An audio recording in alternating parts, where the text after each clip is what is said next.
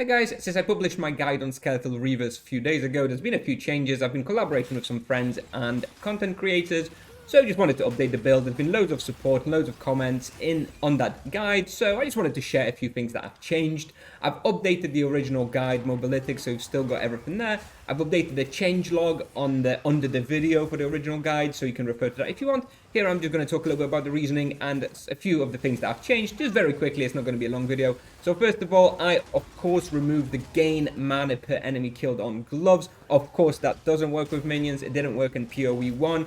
I don't know why I thought it worked in PoE 2. I think I tested it in during campaign, but I think I must have done it when I was still using Essence Drain Contagion, and for some reason I didn't make the connection. Obviously it worked then, but it doesn't work with minions, so obviously you don't have that on your gloves. Just doesn't work. Second of all, I removed Elemental Army from Infernal Hound and added Venom and Corrosion. Now this is an alternative tech that helps break the armor and remove the armor from bosses and enemies. This can work in conjunction with vulnerability or as a replacement for vulnerability. It works really well. I tried it, works really well, can definitely recommend it. So yeah, remove Elemental Army, wasn't needed for an Infernal Hound anyway. Add the two links for poison and for breaking armor. Works really, really well. I know that some people like to do this tech instead of a skeletal sniper and using the gas from the ability.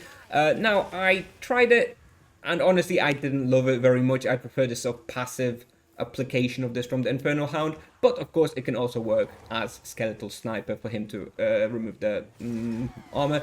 It probably removes the armor a little bit quicker with the skeletal sniper, but just for the ease and accessibility of the build, I prefer just putting it on the Infernal Hound.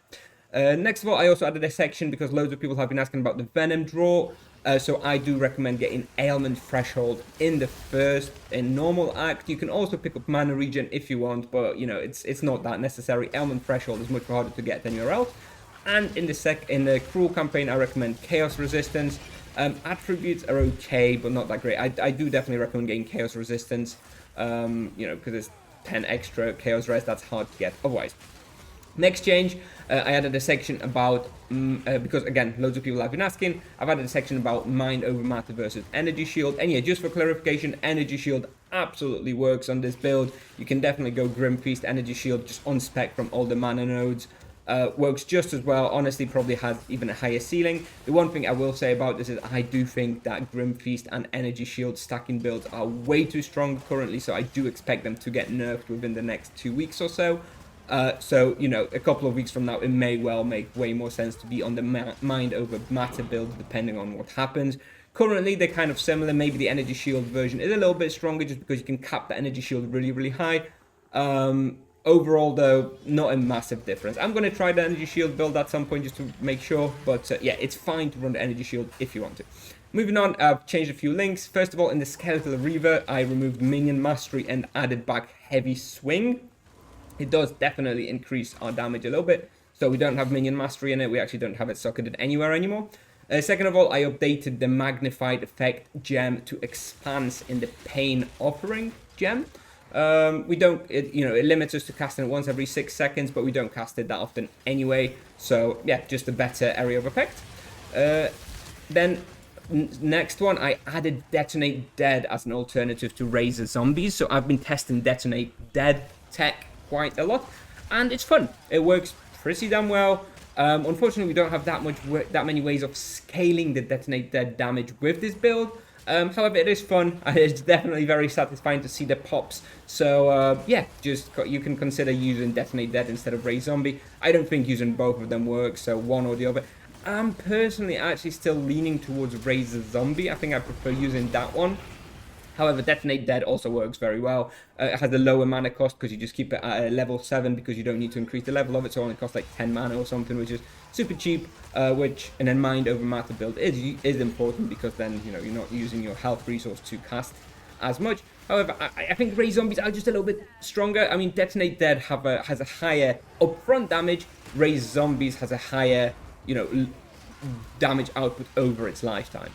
Anyway, moving on. Next one I have is about crits. So, for those of you who didn't know, recently there was a big buff in the patch which changed the base crit damage for minions from 50% to 100%. So basically we got an extra 50% crit damage on minions, which is great. And even before that patch, I was already building towards crit damage, crit chance. Now, definitely keep building towards crit damage, crit chance.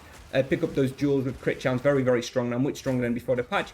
Anyway, the change I made to the tree is I allocated a couple more minion crit damage nodes in the necrotic touch cluster, just to increase our crit damage a little bit more as well. Very, very strong. Definitely want to be picking up this crit wherever you can.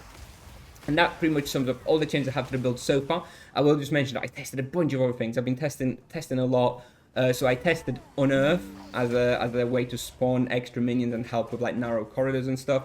It's fun. It definitely fulfills that fantasy of a summoner. You have like, 15 Reavers. You have like 25 of those minions that get summoned by Unearth. Very, very fun. Works very well in big open maps, but doesn't actually help us all that much in those narrow maps. And we don't really need the help in open maps anyway. So I think it's fun. Maybe there is some way to make an Unearth build work. I'm not sure it's really adding that much power to this particular build though. Afterwards, I tried Contagion, and actually surprisingly really like Contagion. So a couple of things about Contagion. First of all, you can link it with some debuffs. Like for example, you can link it with Hinder. So you can just put Contagion on one monster that it spreads. Everything has Hinder, which gives it minus 30% movement speed. Pretty powerful. It increases our survivability when everything else is slowed because it can't get to you as quickly. In addition, Contagion spreads poisons. So if you're applying a lot of poisons for your Infernal, Hound, and Skeletal Sniper, Contagion spreads those to everybody. Has huge potential. With this build currently, we don't do that much poison damage, so it doesn't matter that much. But something to consider. I did like the way Contagion functioned with this build. It just didn't quite provide enough benefits yet. But I'll be keeping my eyes out on new support gems coming out in the next patches and updates, because I do think using Contagion in this build has some potential eventually, maybe not just yet. And finally, I tested Eye of Winter, which allows us to stack even more crit chance on monsters. And while I think this one is very good offensively and, perhaps it is worth picking up for bossing, for example, I think that we have already so much damage, especially bossing damage, that I didn't like it. I felt it was a little bit too much to do. We already have a lot of things to do when it comes to bosses. We have Vulnerability Curse, we have Pain Offering, we have the Enrage. Some people have the Skeletal Sniper with the bomb. In addition to that, spamming Eye of Winter, it's fine. It can work. It's very strong.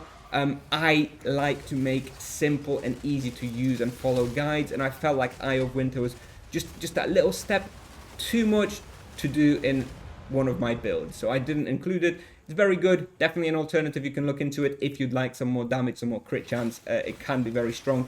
I just didn't quite like using it myself. Anyway, this sums up all the changes to the build since I posted it a few days ago, and I've tried lots of things now. I don't think there's going to be tons more changes going forward. There may still be a couple here and there, but I think that pretty much should settle it for the time being until we get a few more big patches. Anyway, thanks very much for watching, guys. I hope you're still enjoying the build, and I hope it's as powerful as you hoped. So yeah, thank you very much for watching, and I'll see you in the next one. Bye-bye.